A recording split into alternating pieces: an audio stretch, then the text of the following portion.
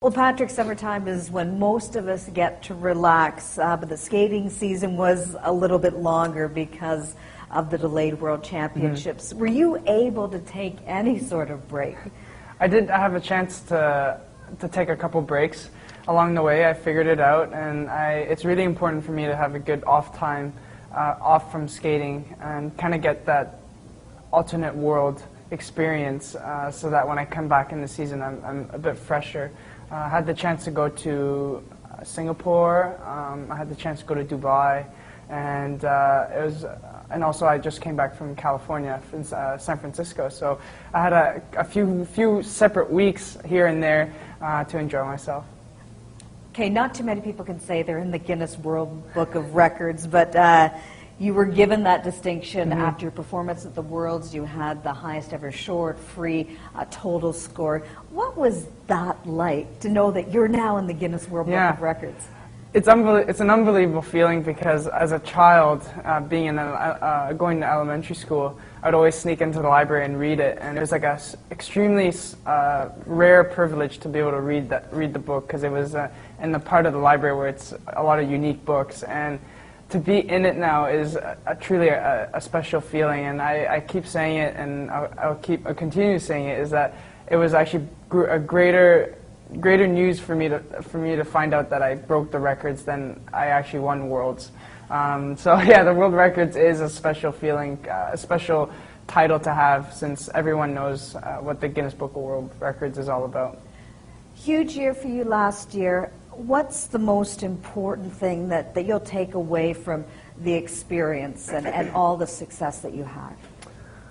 Oh, I got most of my experience from the Olympic Games, and I think the maturity and the experience I gained from last year's World Championships is at a whole different level. It's not about experience, it's not about maturity. I think it's more about my passion for skating and why am I skating, so that I have more purpose when I skate as opposed to just skating because people are telling me to do so.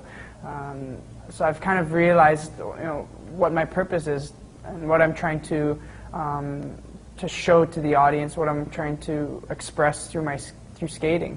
And I'm starting to learn it slowly. And now that I'm world champion, I have the freedom to do that and the freedom to explore in other areas of skating and improve on areas that I never thought would be possible.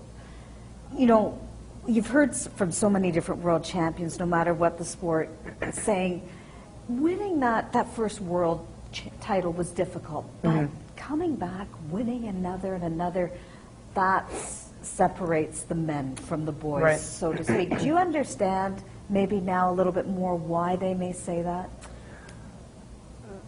You have to be a smart athlete in order to continue to push yourself and motivate yourself past a world championship gold medal that you already have. I find myself, I was lucky I had, even after I won the World Championships in Moscow, I still didn't feel a satisfaction of okay, wow, that was truly, overwhelmingly, amazingly exciting for me to have won.